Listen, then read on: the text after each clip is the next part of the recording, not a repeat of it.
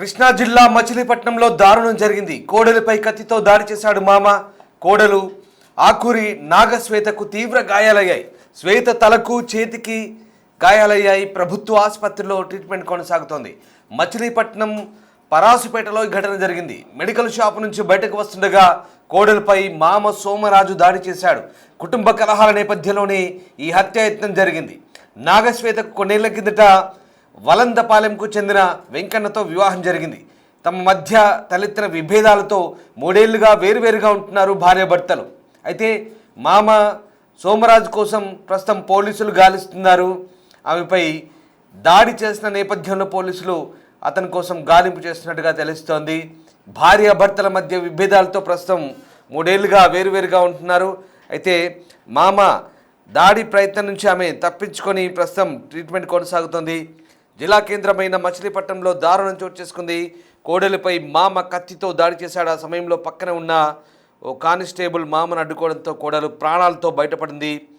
మచిలీపట్నం పరాసుపేటకు చెందిన ఆకూరి నాగశ్వేతకు నలందపాలెం చెందిన కలిదిండి వెంకన్నతో 2022లో వివాహం జరిగింది.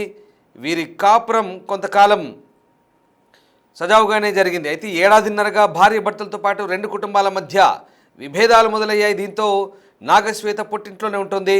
శ్వేత కాపురానికి రావాలంటూ భర్త వెంకన్న బాబు కోర్టులో కూడా పిటిషన్ వేశారు.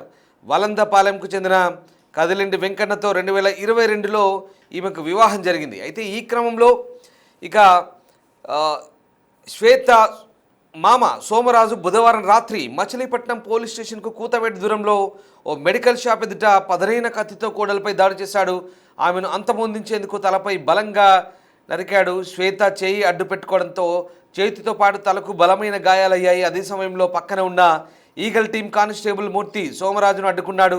అతని చేతిలో కత్తిని లాక్కొని సోమరాజును చిలకలపూడి పోలీసులకు అప్పగించాడు. జరిగిన సంఘటన తెలుసుకున్న బందరు డీఎస్పీ రాజు హుటాహుటిన ఘటనా స్థలానికి చేరుకొని వివరాలు తెలుసుకున్నారు. బాధితురాలు శ్వేత మచిలీపట్నం సర్వజన ఆసుపత్రిలో చికిత్స పొందుతోంది. శ్వేత తండ్రి రాజు ఎస్పీ ఆఫీస్లో పీసీఆర్లో హోంగార్డుగా పనిచేస్తున్నాడు. కోడలిపై మామ హత్య చేసేందుకు గల పూర్తి వివరాలకు సంబంధించి ప్రస్తుతం పోలీసులు ఆరా తీస్తున్నారు. ఒకసారి ఆమె గాయపడ్డప్పుడు ఆసుపత్రిలో చేర్పించిన దృశ్యాలు మనం చూడొచ్చు. ఇటు పక్క నాగశ్వేత ఫోటో కూడా చూడొచ్చు మనం. ఆమె వివాహం 2022లో జరిగింది. అయితే విభేదాల కారణంగా భర్తతో దూరంగా ఉంటుంది. ఇటీవల ఏడాదిన్నరగా దూరంగా ఉంటుంది. దీంతో మరి కక్ష పెంచుకున్న మామ ఆమెపై ఎందుకు దాడికి దిగాడనేది ఇంకా పోలీసులు ఆరా తీస్తున్నారు. గతంలో యువ భారత్ కార్యక్రమంలో ఆమె తీసుకున్న ఒక మెమెంటోకు సంబంధించిన దృశ్యాలు చూడొచ్చు. నాగశ్వేత తీవ్రంగా గాయపడి ఆసుపత్రిలో చికిత్స పొందుతున్నప్పటి దృశ్యాలు ఒకసారి చూద్దాం.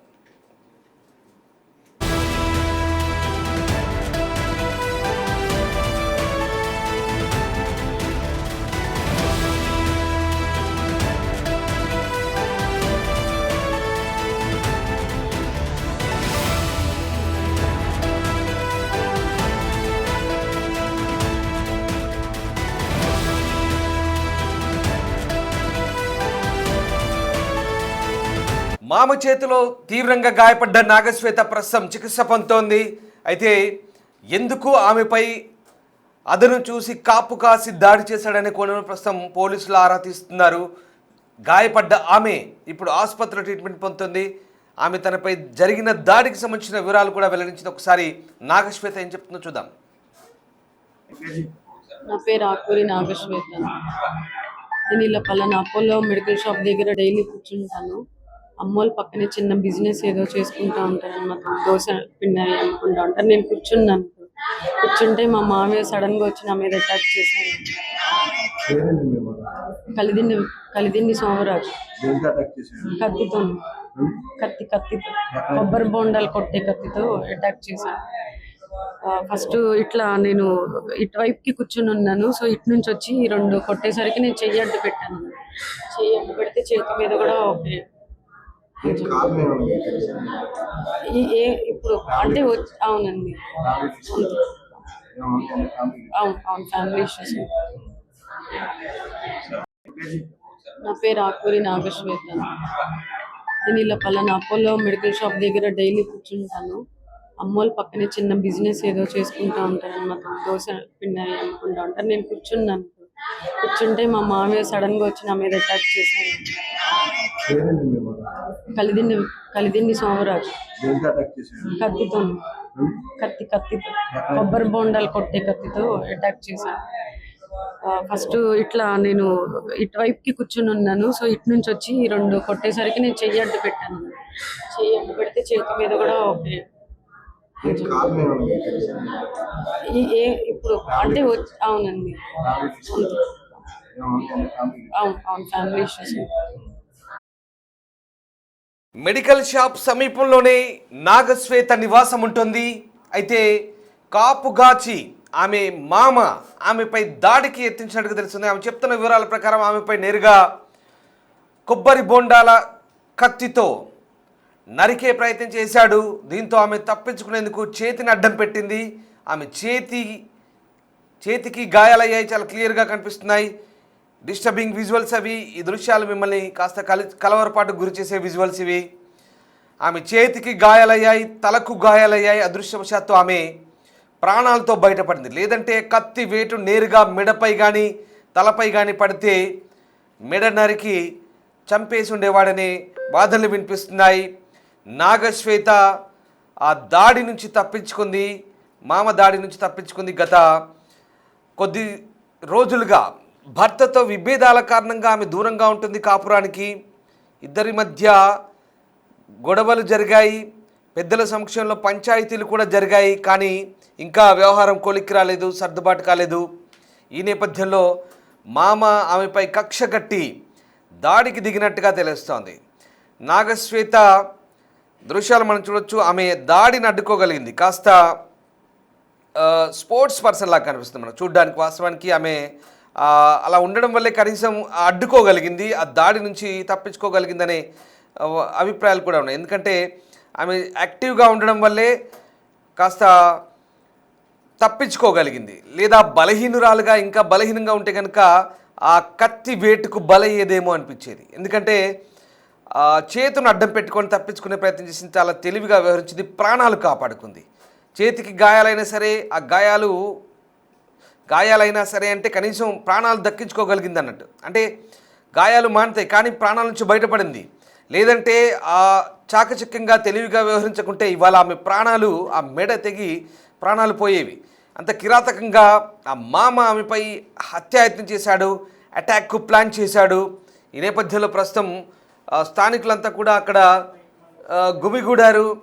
అలాగే అక్కడే ఉన్నటువంటి మరో కానిస్టేబుల్కి అతను అప్పగించారు, పోలీసులకు కూడా అప్పగించినట్టుగా తెలుస్తోంది.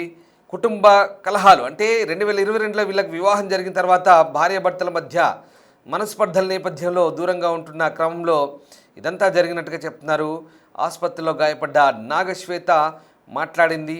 ఒకసారి మా కృష్ణా జిల్లా ప్రతినిధితో మాట్లాడే ముందు నాగశ్వేత ఏం మాట్లాడిందో చూద్దాం. నా పేరు ఆకూరి నాగశ్వేత. నేను ఇలా పలానా అపోలో మెడికల్ షాప్ దగ్గర డైలీ కూర్చుంటాను.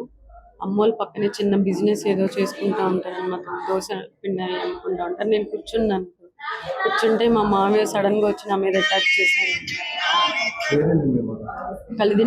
కలిదిండి సోమరాజు దేనికి అటాక్ చేశాడు?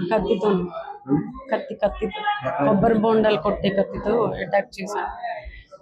ఫస్ట్ ఇట్లా నేను ఇటువైపుకి కూర్చుని ఉన్నాను. సో ఇటు నుంచి వచ్చి రెండు కొట్టేసరికి నేను చెయ్యి అడ్డు పెట్టాను. చెయ్యి అడ్డు పెడితే చేతి మీద కూడా ఓకే దీనికి కారణం ఏమన్నా మీకు తెలుసా? ఇప్పుడు అంటే అవునండి. ఏమన్నా ఫ్యామిలీ? అవును ఫ్యామిలీ ఇష్యూస్. మచిలీపట్నం పరాసపేటకు చెందిన శ్వేత కొద్ది రోజులుగా భర్తతో దూరంగా ఉంటుంది. అయితే వివాదాలు తారాస్థాయికి చేరడంతో మామ కోడలిపై దాడికి ఎత్తించినట్టుగా తెలుస్తోంది. పోలీస్ స్టేషన్కి కూతవేటు దూరంలోనే ఈ దాడి జరగడంతో స్థానికులంతా కూడా వేగంగా స్పందించి ఆ దాడిని అడ్డుకొని అతన్ని పోలీసులకు అప్పగించారు. అలాగే ప్రస్తుతం ఈ ఘటనకు సంబంధించి పోలీసులు కూడా దర్యాప్తు చేస్తున్నారు. ప్రస్తుతం నాగశ్వేత అక్కడి సర్వజన ఆసుపత్రిలో ట్రీట్మెంట్ పొందుతోంది. పోలీసులు కేసు నమోదు చేసి దర్యాప్తు చేస్తున్నారు. నాగశ్వేత ప్రాణాలు కాపాడుకోగలిగింది. తనను తాను ఆత్మరక్షించడంలో భాగంగా చేతులు అడ్డుపెట్టి ఆ దాడి నుంచి బయటపడగలిగింది.